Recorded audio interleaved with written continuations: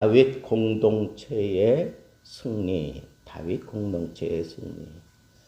우리가 사무엘 상하를 이렇게 쭉 읽어 내려가다 보면 아주 굉장하게 부각되는 한 사람이 바로 주인공 다윗이죠.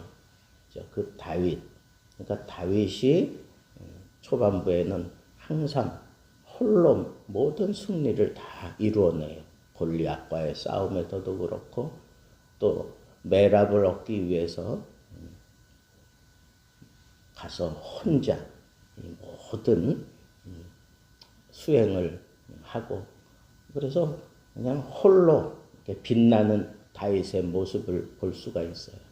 그리고 이 흐름 자체가 이 다윗에게 초점을 맞추어 흘러가고 있기 때문에 다윗만 부각될 수밖에 없는 그런 흐름이 사무엘 상하 주인공을 따라 흘러가는 것을 보게 됩니다. 그런데 특이하게도 오늘 본문 말씀은 다윗의 치세 가운데 이렇게 초반부 같아요.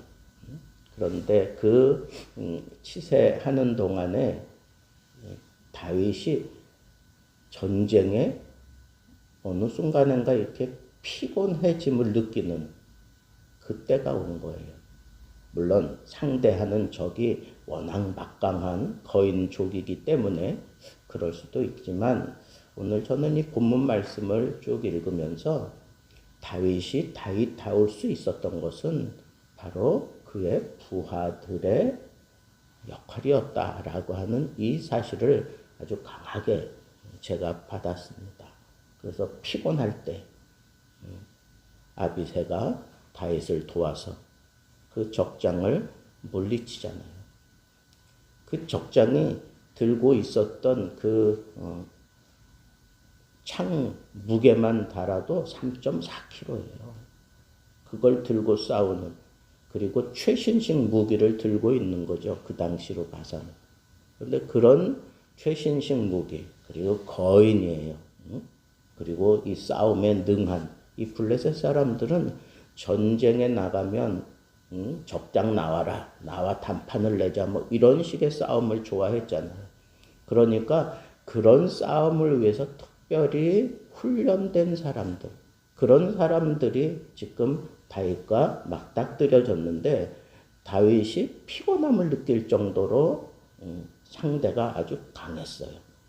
이스비브녹, 이스비브녹, 거인이고 아주 최신식 무기를 들었고 잘 훈련되어진 그런 싸움꾼이었어요.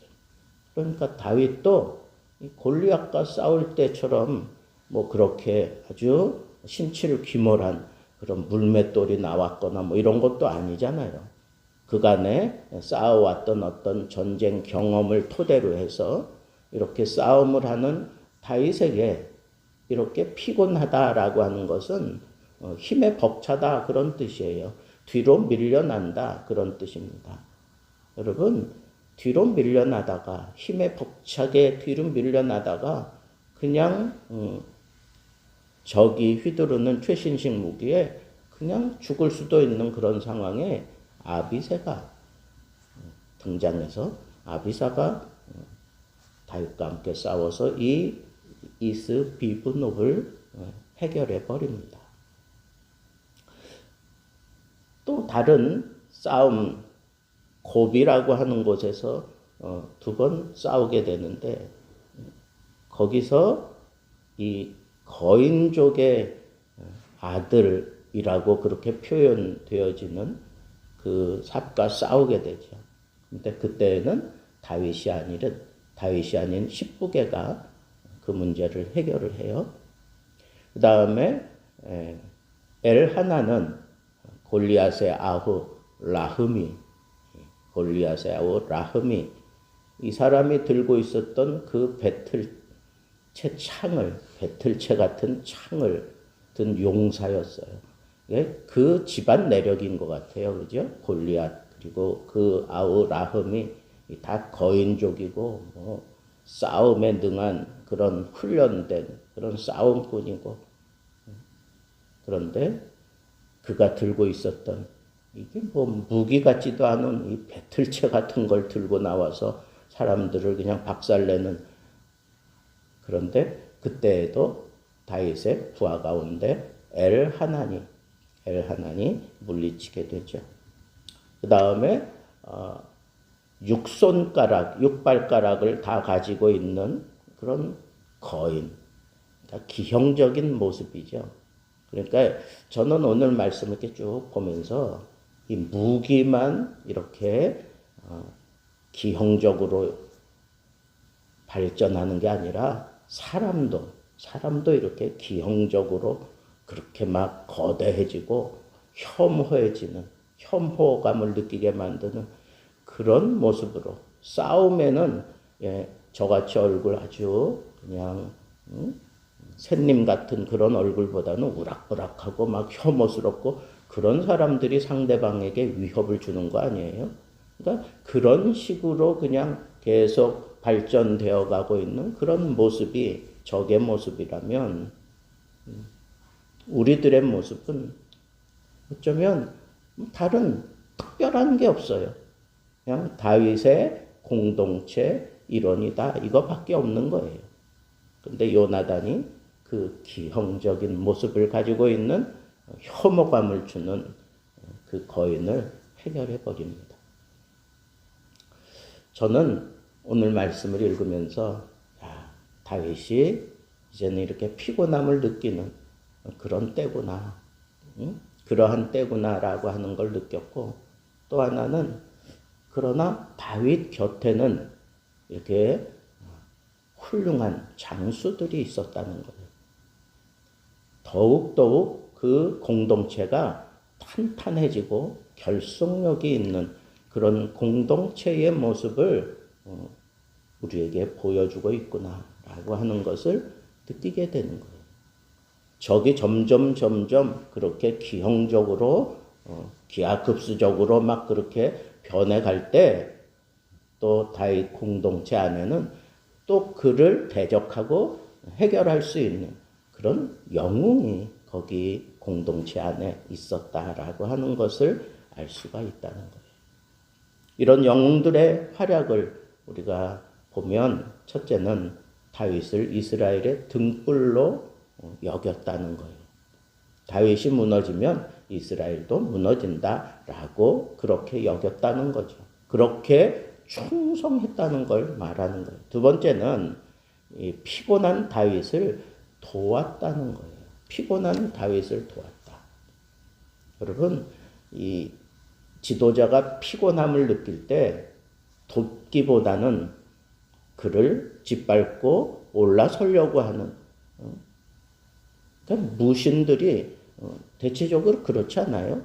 다윗과 요압을 보세요. 하여튼 기회만 나면 어떻게 해서든지 밟고 올라서려고 하는 힘 있는 사람들의 속성이 그런데 다윗 공동체의 영웅들은 다윗을 도왔다는 거예요. 피곤할 때 도왔다는 거예요. 그리고 다윗과 함께 전쟁에서 언제나 그 엄청난 적들을 물리치는 그 거인족들의 영웅들이잖아요. 그 거인족들의 영웅들을 다윗 공동체가 감당하며 넘어뜨렸다는 거예요. 다윗의 손과 그 부하들의 손에 의해서 그 거인족의 영웅들이 무너졌다라고 그렇게 성경은 얘기하고 있습니다. 여러분, 독단적으로 싸움하는 시대는 이미 지나갔습니다. 공동체가 함께하며 대응해 나가는 것이 이 시대의 진리라고 저는 생각합니다. 홀로 하려고 하지 마세요. 함께해서 이기는 싸움을 우리는 터득해야 합니다. 사무엘 하의 주인공 다윗도 이 진리를 터득해야 되는 시간이 왔습니다. 그리고 자연스럽게 그것을 터득하게 됩니다. 어떻게? 그의 충성스러운 부하들을 통해서. 그 부하들의 충성을 통해서 다윗이 이 공동체적인 싸움에 대한 그런 진술을 터득하게 되는 겁니다. 그래서 점점 막강해지는 그 블레셋의 영웅들을, 이름도 없는 사람들을 내보내서, 그리고 다윗을 돕는 함께하는 사람들이 나가서 언제나 또 승리를 거머쥐고 돌아오는 것은, 다윗은 어떤 그 싸움꾼을 만들지 않고 이 공동체를 위해서 충성하고 그리고 하나님을 위해서 헌신하는 그런 사람들을 키워내고 있었다 하는 생각을 하게 됩니다. 그래서 여러분, 언제나 함께 하면서 이루어낸 승리는 그게 오래 가요. 오래 갑니다. 그래서 우리는 이런 사실을 생각한다면 인재를 개발해내야 돼요. 어쩌면 그렇게 적재적소에 그 일을 감당할 수 있는 그런 인물들이 다윗 공동체 안에서 나왔을까? 이건 저절로 생겼을까요? 저는 그렇게 생각하지 않습니다. 다윗이 인재를 항상 등용시켰고 그리고 개발해냈다라고 저는 생각을 합니다. 오늘 우리도 마찬가지입니다. 우리는 세상과 싸우는 그런 선한 교회 공동체입니다. 우리 교회 공동체에도 이런 선한 싸움을 할 수 있는 장수가 필요합니다. 그래서 이런 인재를 우리 교회는 등용을 시키고 그리고 개발을 해내야 되는 사명이 있습니다. 여러분 앞으로 기도할 때 그렇게 기도해 주세요. 이 세대에 맞서서 우리 교회가 힘 있는 소리를 내고 진정한 복음을 당당하게 이 세상과 싸워 이기며 승리의 계가를 부를 수 있는 교회 공동체가 되려고 하면 우리 교회에도 이런 준비된 장수가 필요하다는 거예요. 이런 인재들을 우리가 키워내야 합니다. 기도하세요. 하나님, 앞으로 우리 교회가 이 세대에 어떤 역할을 해야 합니까? 그렇다면 우리에게 이런 사람이 필요합니다. 우리가 지난주에 우리 교회 방문하셨던 그 김 집사님을 생각하면서 나름대로, 여러분들은 어떻게 생각했는지 모르지만 저는 나름대로 만약에 저와 같은 분이 우리 교회에 있다면 이런 쓰임새를 통해서 우리 교회가 교회 구실을 멋지게 해낼 수 있겠다 하는 그런 그림을 그리고 꿈을 꾸게 됩니다. 여러분들은 저와 같은 꿈을 가지지 않습니까? 그런 꿈을 가져야 됩니다. 그리고 기도해야 됩니다. 하나님께 매달려서 정말 충성된 일꾼 보내주시되 쓰임새 있는 그런 인재를 우리는 기도로 발탁해내고 그리고 길러내야 하는 겁니다. 두 번째는 공동체가 이긴 승리가 진정한 승리고 오래 간다고 하는 이 사실을 가르쳐야 됩니다. 오늘날 세대는 나 홀로 싸움을 하면서 나 혼자 이런 시대는 지나갔어요. 이제는 정말 공동체적인 싸움을 할 수 있는 그런 시대가 왔기 때문에 다양한 사람들이, 요즘에는 네트워크를 우리가 무시할 수 없잖아요. 그죠? 네트워크적인 그런 싸움에서, 그런 삶에서 우리가 효과적으로 복음을 전하고 또 그런 일들을 함께 벌일 수 있는 그런 사람들이 우리에게 필요하잖아요. 그래서 유튜브도 잘할 수 있고 무슨 이 네트워크를 통해서 어떤 자기 역할을 할 수 있는 그런 IT 산업에 탁월함을 가지고 있는 사람들이라든가 아니면 그런 게임을 개발을 해내서 젊은 사람들 그리고 어린 사람들에게 하나님의 말씀을 잘 재미있게 그리고 어떤 게임을 통해서도 터득하게 만들어주는 그런 것들을 개발을 해내고 이런 것들이 어쩌면 우리의 선한 싸움이에요. 어차피 애들 다 게임하고 있는데 그 애들이 게임하면서 정말 세상 사람들이 만들어내는 치고 받고 싸우고 죽이고 그런 그 리니지 이거 다 살인을 토대로 해서 만들어낸 거잖아요. 그런 게 아니라 정말 하나님의 뜻을 이루어갈 수 있는 그런 게임을 개발을 해서 그보다 더 재미있고 그리고 알차고 뭔가 하고 나면 뿌듯함을 느끼고 이런 게임을 만들어내야 돼요. 우리가 그런 거 만들어내야 된다고. 요즘에는 문화시대라고 그러잖아. K-팝 문화가 지금 세계를 휩쓸고 있는데 여러분 그 K-팝 문화 그 속에 믿음을 심어주고 그리고 하나님을 알리는 그런 노래를 만들어서 걔네들이 부르게 만들고 그러면 여러분 세상을 뒤집는 거 한순간이면 끝날 수도 있어요. 왜 우리는 이런 쪽으로 준비가 안 돼 있습니까? 공동체적으로 대응하는 그런 의식들이 우리에게는 결여가 되어 있기 때문에 그러는 겁니다. 여러분 꼭 기억합시다. 공동체적인 그런 대응을 통해서 우리가 하나로 결속되어질 때 요즘엔 교회가 이렇게 비대면 예배 막 이런 것들이 언제 이렇게 무너질지 모르는데 이런 것들을 대비한 사람들이 있어요. 그래서 그 사람들은 지금 메타버스라고 하는 그런 것들을 통해서 교회가 교회 구실을 이 심각한 세대에서도 할 수 있는 그런 여건들을 지금 만들어내는 사람들도 있단 말이에요. 그래서 앞으로 메타 교회의 예배 어떻게 해야 되느냐 이제 그건 무시할 수 없어요. 그런데 그런 것들이 지금 이 대면 예배를 대체할 수는 없어요. 그러나 그런 것들도 필요할 때가 되었어요. 여러분 북한을 생각해 보세요. 그 라디오 하나만 들고 있으면 저 밑바닥에 들어가서 그 라디오에 귀를 기울이면서 굴에 숨어서 예배 드리는 그런 사람들을 생각해 보세요. 그거라도 있으니까 복음이 북한 땅에 지금 계속 녹화하며 파고들고 있는 거 아니에요? 이미 가지고 있는 그런 믿음을 그런 사람들이 이 믿음의 실체를 붙들고 지금도 목숨 걸고 싸우고 있는 사람들이 있단 말이에요.